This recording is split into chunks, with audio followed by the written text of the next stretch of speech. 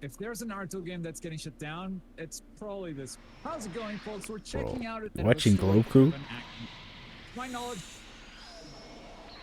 How the fuck did you know I was watching Glow? Oh, because I can hear this nigga. I can hear this guy, bro. What do you mean? I can hear Gloku, bro.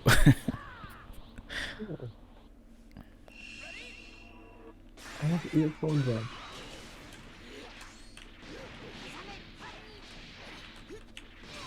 How the fuck can you hear?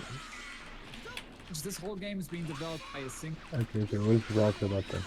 Clearly inspired by Rise of a Ninja, but that's aiming to take it a step further, turning its focus to multiplayer instead of a story-driven action adventure. To my knowledge, this whole game is being developed by a single person, so as usual, I'll leave a link to the Discord in the description down below where you can learn more about it and download and play it while it's available.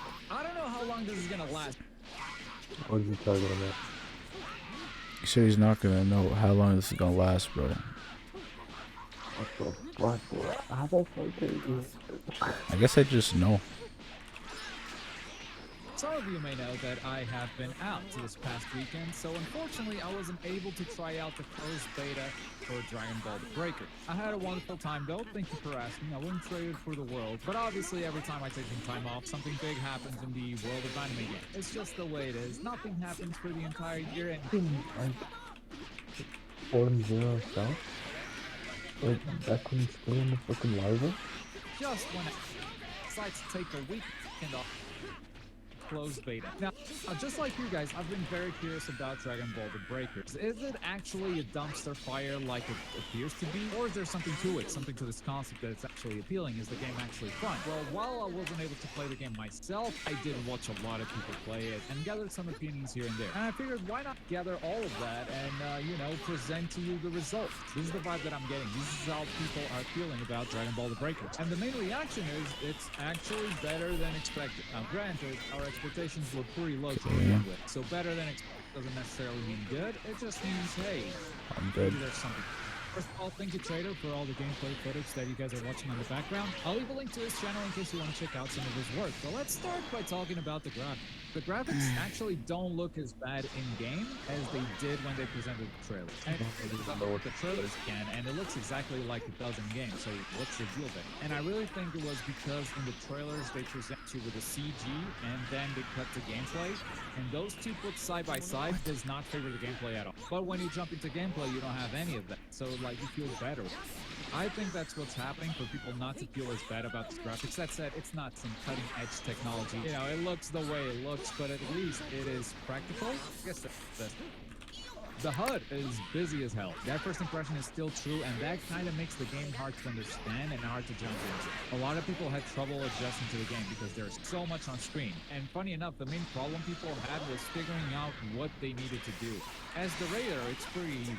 You just gotta kill the Survivor. Done. The Survivors have so many things they can do and so many things to focus on, it was overwhelming. And what I find so funny about it is that they have all this text on screen. They even have the objectives. But because there is so much, people did not know what to focus on. They did not know what to do. That said, the impression is that after 2 or 3 games of adjusting, you can kind of start to read it, but you will be feeling completely lost for the first couple of games. And I really think the HUD is to blame.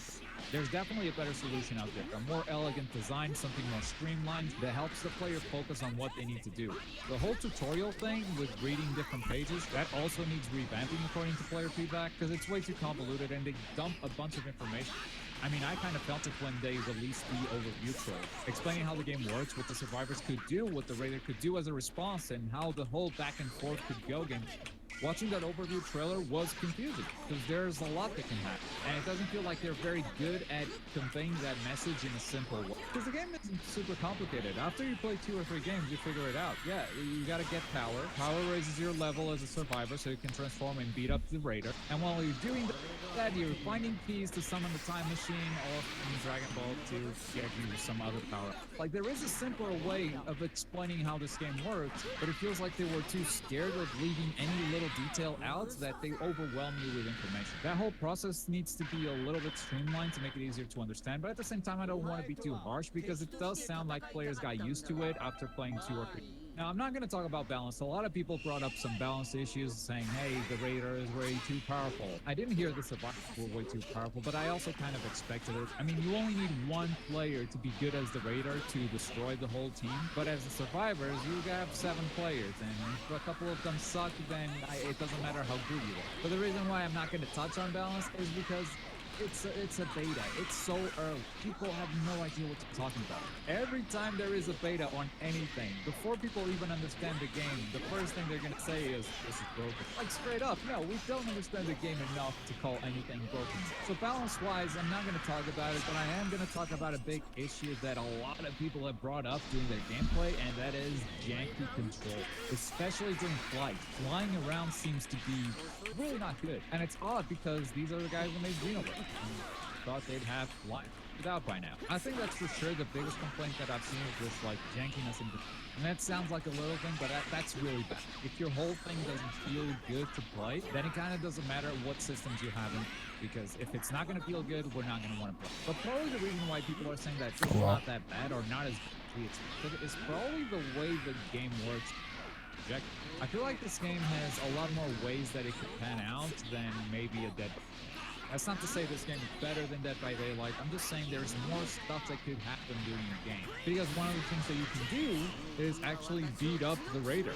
You can beat up the guy that's hunting you down. You can deplete their health bar, leaving them dead. The Raider is still incredibly powerful. This is not an easy thing to do. For you to do this, they have to be sleeping for most of the game. But the fact that it is possible is kind of cool. And it changes the dynamic of this type of game in a way that, you know, maybe at least as far as I know. I don't know any other game of this genre that allows you to do this. It's also cool that first you're building the super time machine, but then if the super time machine gets destroyed, the survivors then just kind of start turning on each other because they're no longer cooperating. They're just trying to escape. So they're gonna find these smaller time machines and they'll save someone if they're nearby, but otherwise they're just getting out of there themselves. So I've got my It's cool though.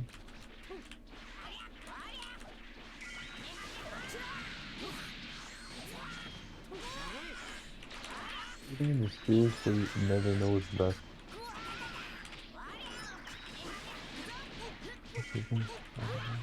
Oh, get the analysis on game. Fallout.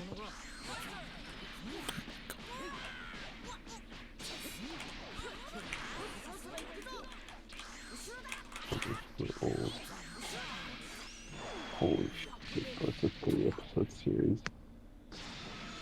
Mirror, Genshin. What the fuck is that? That's not Genshin. That's an ad. Why is the preview an ad?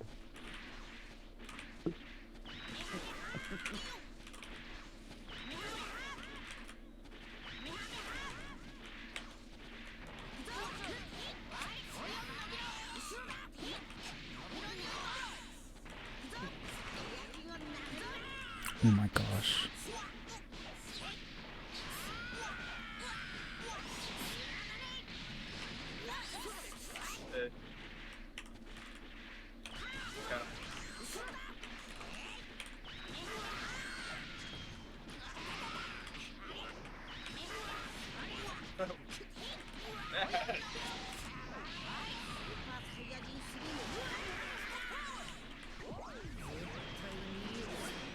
Oh, I just got a notification, bro. It was like you uploaded a video. Say word. Say word. He uploaded a fucking video. Say word. I better go watch that. Word.